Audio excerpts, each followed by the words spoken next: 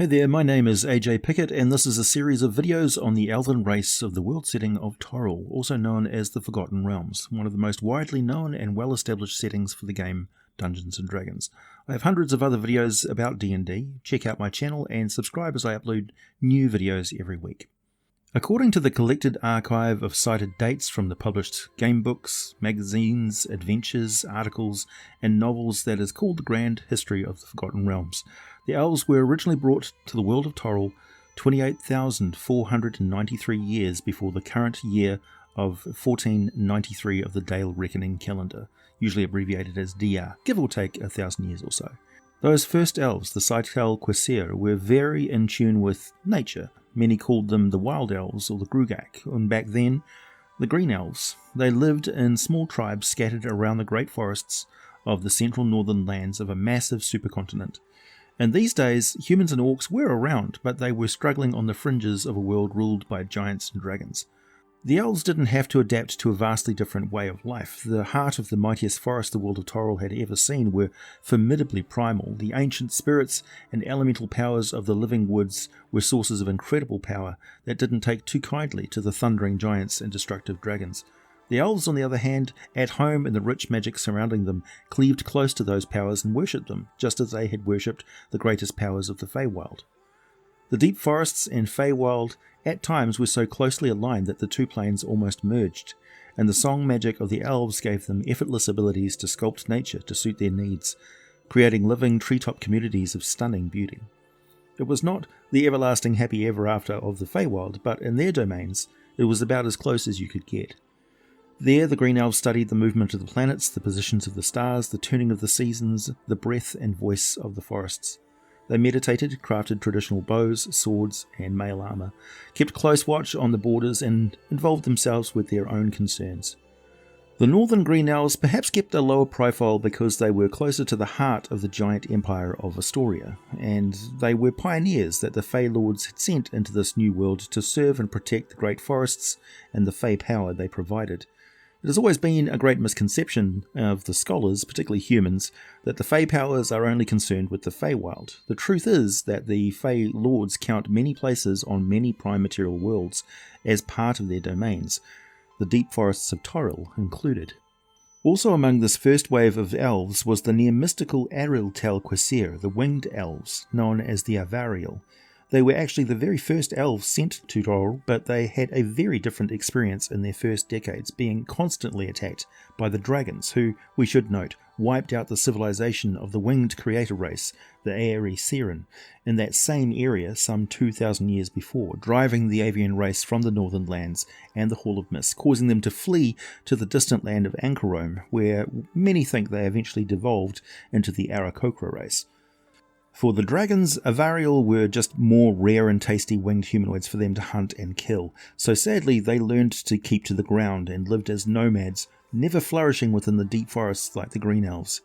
Eventually migrating further east, it was only thousands of years later that the Avariel returned to the far north. Exploring the high peaks, they discovered a mountaintop sheared off by the Netherese empire of the humans. The area was also cleared of white dragons by the dwarves, who in those later years were widespread across faerun. So the Avariel finally had a safe place to build a city of their own and prosper there, so remote that most other elves had no idea they even existed anymore. This is why, although they were the first to arrive and have always been on Toril, the winged elves seldom get mentioned in the history of their people, and why one almost never encounters them away from their remote homeland. The Crystal City in the area of the Snow Eagles in distant Palvuria atop Mount Sunderbar. They are mentioned in the early history of the Gold and Silver Elves though, as one dragon which attacked them frequently was the ancient red dragon mahatnartorian.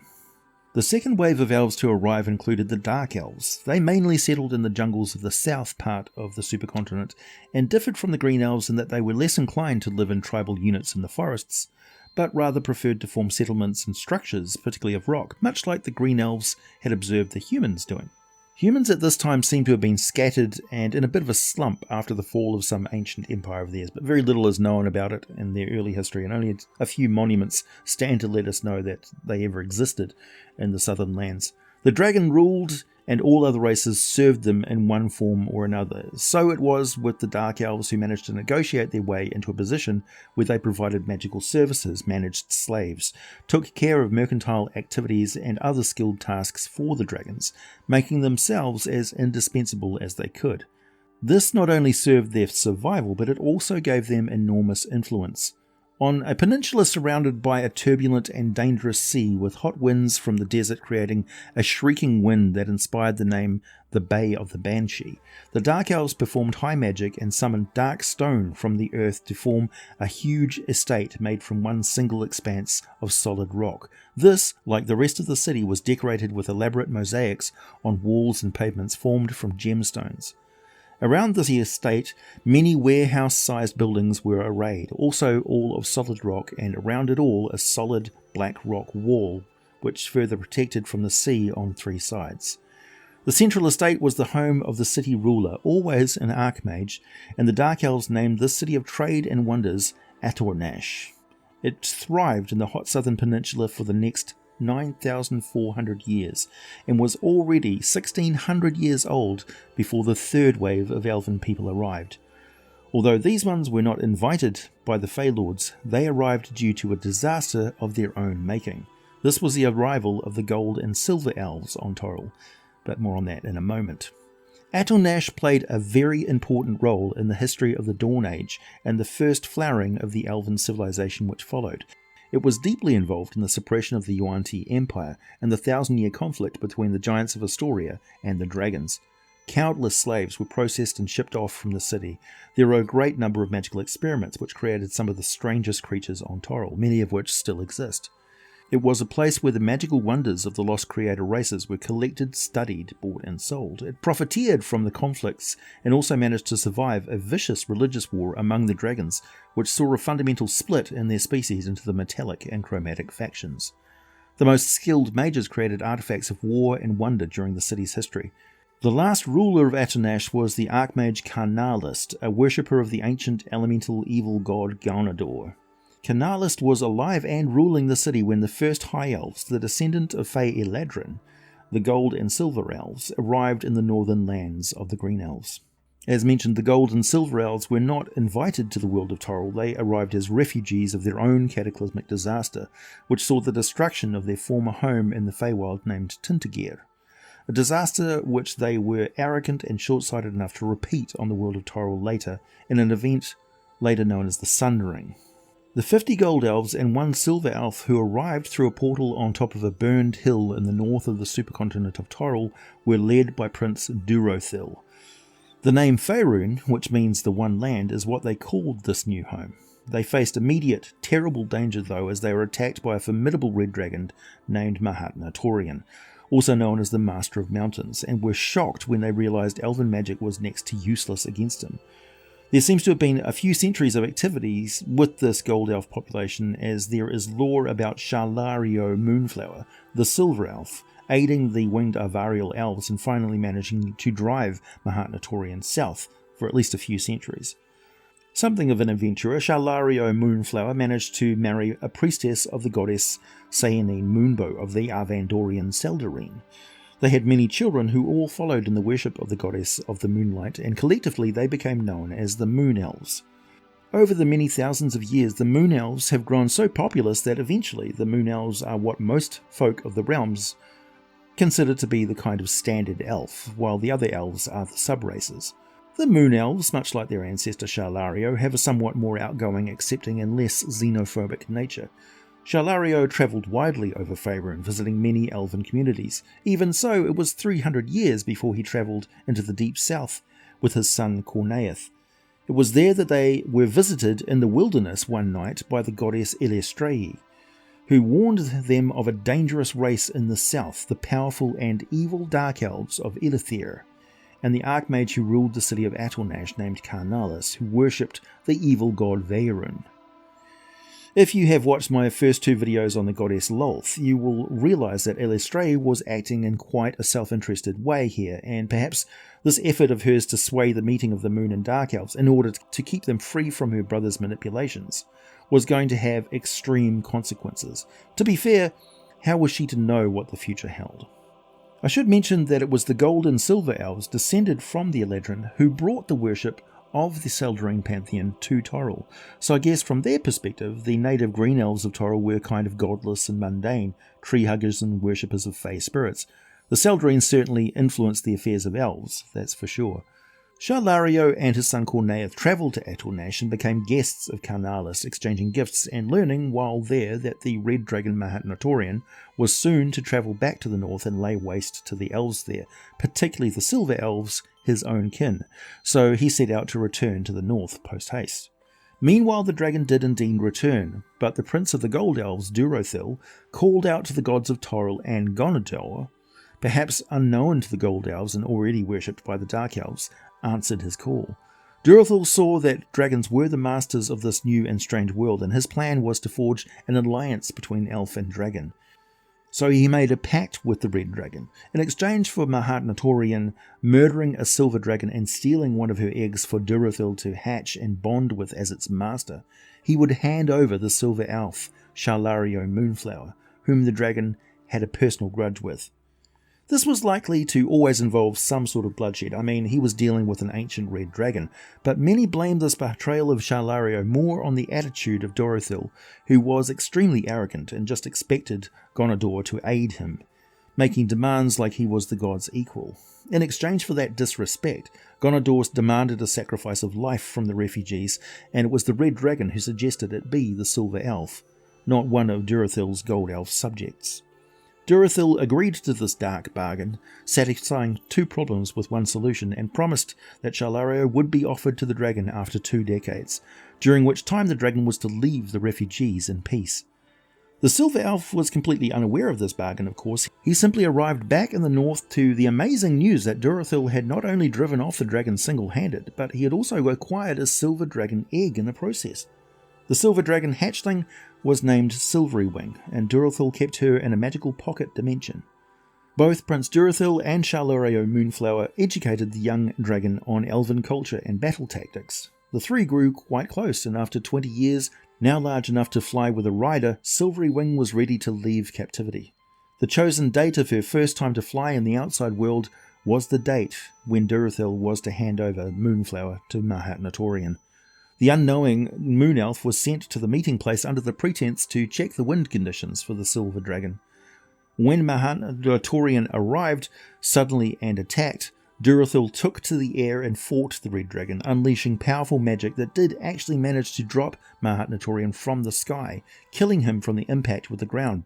But Silverywing had also been fatally wounded, and she also plummeted to the ground. Durothil died on impact. Silverywing was already dead when they both hit, and so a sacrifice of elven life was made, and the demands of Gonador were also satisfied. Durothil dying a hero in the eyes of his people. However, his plans of using Silverywing to form an alliance between elves and dragons also died with him and the poor Silverywing, who never stood a chance against mahatnartorian and really wanted nothing more in life than to learn and experience beauty with her elven friends. Given that Silverywing was only 20 years old, I'm assuming some magical means within Durothil's magical dimension aided in her growth to a size capable of carrying the elven prince into the air. Still, hers is a very sad fate and a horrific crime in the eyes of dragons. Her mother murdered, her raised in captivity, brainwashed and sent to the slaughter. This, of course, was by no means the worst thing the elves had in store for the dragons. Unaware of what Durothil had really done, Shalario swore to the dying elven prince that he would train other elves to follow the example of the first dragon rider and bond with good dragons for the good of the elves, which is exactly what he did, becoming a dragon rider himself, and he went on to become the founder of the city of Shalarian, built around a keep where Durothil once lived. The keep became the home of many elven archmages, and in later years the city had a sizable force of dragon riders who lived and trained there. It was in the year minus 25,000 that the elven high mages gathered, only a century after Durothil's death, and created a mighty act of elven magic called a mythal. This one was a truly global enchantment that was linked to a passing comet known as the King-Killer Star. The Draco Rage mythal encompassed roughly a 250,000 square mile area where the King-Killer Star was visible over Faerun and caused all dragon and dragon-blooded creatures to slowly become more agitated and reckless, eventually becoming little more than raging beasts. This psychotic effect lasted for 10 to 60 days and caught the dragons completely unprepared. Not even their war of genocide with the giants of Astoria had seen anything like this insidious magic. The only thing the dragons could do in later years was to flee the huge area of effect. But when it first occurred, they had no idea what was happening, and the results were absolutely devastating. The Dark Elves of atorrnash were right at ground zero of this effect. Their draconic masters and the many dragon-blooded among their population just went crazy, and the slaughter was unbelievably bad. From the perspectives of the Gold and Silver Elves, they had merely created a means to disrupt the wild population of dragons on their new planet, while they raised captive dragon hatchlings to become their elite mounted forces, simply moving them to pocket dimensions and other locations out of range of the Draco Rage mythos effects when the King Killer Star came around again, easy enough to predict using the astrological lore of the Green Elves. But to the Dark Elves of ilythiir, this was a horrific disaster that came as an attack on their ancient civilization out of nowhere.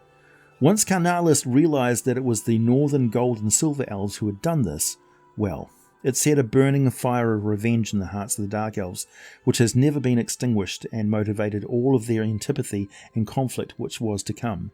It soured their relations with the rest of the elven kind.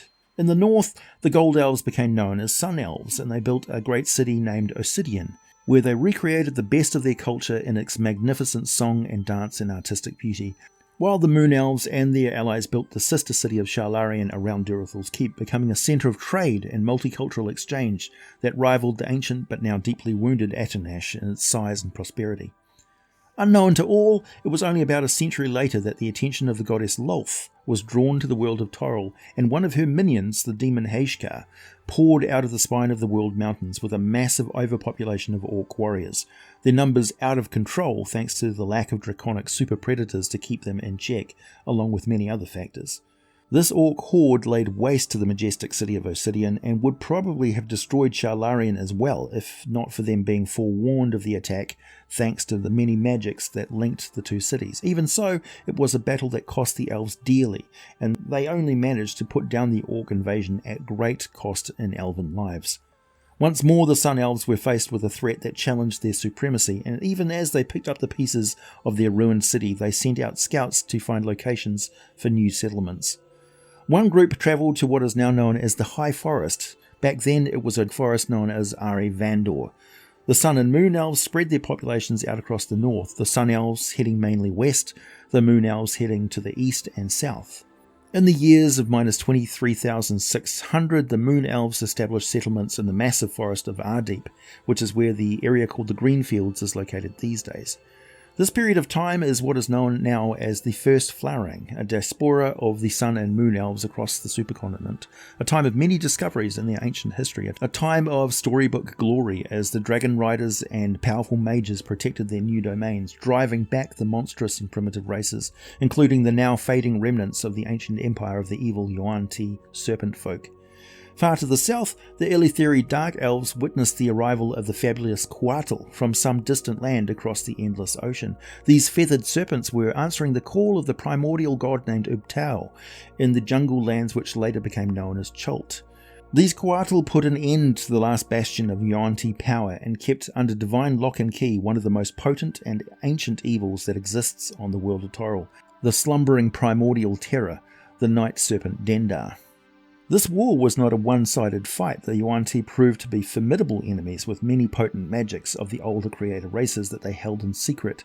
Eventually, they were driven from Chult over the Hazur Mountains into what is now the regions known as the Black and Mare jungles, which was a bit too close for comfort for the Dark Elves of atorrnash, and during the centuries around minus 23,200 DR, the Dark Elves spread out from atorrnash and established far-flung settlements further to the east and south, including the regions known as the Shah, as well as down south into the lands along the coast of the Great Sea of the South, including, very sadly, the many islands just offshore from what is now Halrua, Drambrath, Lurin, and Estegund. Once more, the Elves of the North were about to cause tremendous disaster and death for the Dark Elves, because this was when the Sundering happened. The mind-boggling thing about the ritual of high magic that is named Avar-tel-quessir in Elven is that this was planned carefully for hundreds of years before it began. There was a lot of consternation about this plan from scholars who had studied the ancient texts and the precise words of now long-lost prophecies. Those who knew of the reason the gold and silver elves had left the Feywild warned of the disaster that befell Tintigir. But the gold elves stood firm and wanted to create their promised land at all costs. In accordance with their old prophecies, the land would be named Evermeet, and it would be a safe haven for all children of Toril and Larathian. The Elven High Mages built a granite tower in the middle of a ring of villages where the Elven masons lived and worked. The tower was a thing of wonder, crafted of white granite that reflected the colours of the sky. It was taller than any tower built by elves before that date, and inside a stair climbed around the inside wall, each step with the name of a mage who would stand there during the entire course of the casting. Now, what many do not know is that this was not just the sun and moon elves who cast this spell. It involved high mages of many different races who were invited based on their merit, not their race. The only exclusions were the dark elves and the aril-tel-quessir, the aquatic elves, who were the last elven subrace to come to the world of Toril from the Feywild, sometime after minus 25,400 DR.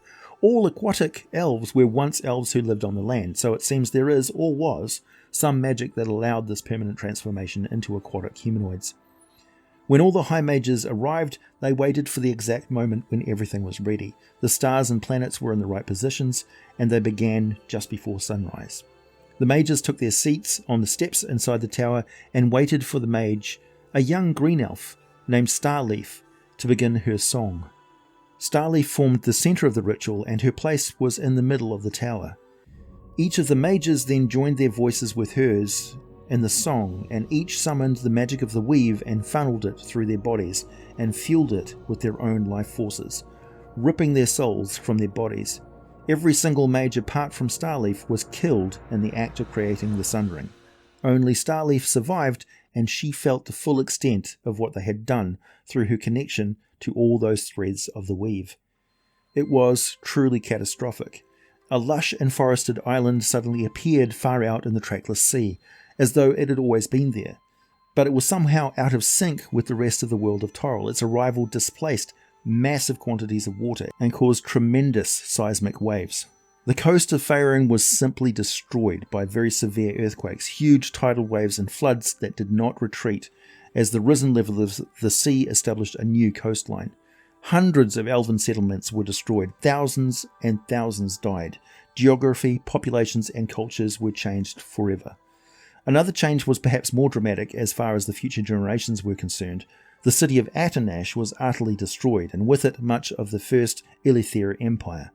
Thousands and thousands of dark elves died, and many island settlements off the far south coast of the Great Sea were just wiped away by tidal waves, and the islands were suddenly and permanently submerged under the sea. Included in the thousands of dead dark elves were almost all the worshippers of the god Faerun, leaving the remaining dark elves with Lolth as the dominant goddess, and her religion spread rapidly among the seriously traumatized survivors. It's hardly a shock that Lolth's influence and this horrific disaster further fanned the fire of hatred and implacable desires for revenge in the hearts of dark elves. For them, there could never be any peace with the northern races after what they had done. It was not just an act of war, it was an act of genocide. The disruption of the Sundering was much more severe than any truly knew, however, as it also permanently disrupted the magic of the weave around Toril, creating irregularities and non-uniformity, dead magic zones, and also areas of intense or wild magic. Also, the Sundering echoed both backwards and forwards in time, as the prime material plane had to adjust to one part of the outer plane suddenly merging permanently with the planet. In the year minus 31,000 DR, the Sundering created some sort of planetary shift in orbit. There are many ancient legends and myths about this, but what is known for sure is that a meteor smashed into the planet, and what was once 4 inland seas on the supercontinent became the merged sea of fallen stars. It was only after this occurred that the first true dragons appeared in the world. They may have evolved during this cataclysm from earlier proto-dragons, it's hard to be sure, and religious texts are hardly reliable archaeological records. Forward in time, and during the decade of the 1480s DR, the Second Sundering occurred. At the end of the Second Sundering, most of the dramatic geological disruptions of the event known as the Spell Plague were all but reversed. The sea levels went back to pre-Spell Plague levels. Strange effects like the floating earth motes ceased and the rocks crashed to the ground. Locations that had been transported to the sister world of Abeir simply returned to where they once were, and a couple of new nations, Termanther and Akinul, were left where they were, along with the Dragonborn race. Halrur, Lantan and Nimbril returned to the realms, Lurin rose out of the sea once more, and while Unthur was also returned, it did so in a more diminished form than before. Many areas of climate change returned to how they once were before, including the desert sands of Anarok. And finally, Evermeet returned to the planet, now more anchored and more powerful than ever, touching on the prime material plane and the Feywild and the realm of Arvandor at the same time. Back in the aftermath of the first Sundering, the supercontinent was smashed and now looked as we find it to this day. And from this point in history, the Elven population existed in a number of different nations, which were easier to identify clearly with the maps of the world as it still exists now. The movements and activities of the Elven people of the north were fraught with drama and conflict due to the haughty, grasping and narcissistic Sun Elves mostly. There was a pivotal era known as the War of the Three Leaves, which saw the Dark Elven ilythiir take covert action to avenge themselves on the Northern Elves, engineering feuds and warfare that spawned multi-front battles and kept the Northern Elves at each other's throats. In our next video on Elven history, we will enter the era known as the Crown Wars. In the meantime, please hit the like button for the sad memory of Silverywing the Dragon. Subscribe if you never knew that the Sundering was caused by high mages of lots of different races, and not just the High Elves. Check out my Subscribestar or Patreon links for all the full scripts of this video, as well as some of the maps I crafted for it, and buy some Teespring merchandise to fund the many cups of coffee required to bring you this research. My friends, wear your geek with pride, and as always, thanks for listening, and I'll be back with more for you very soon.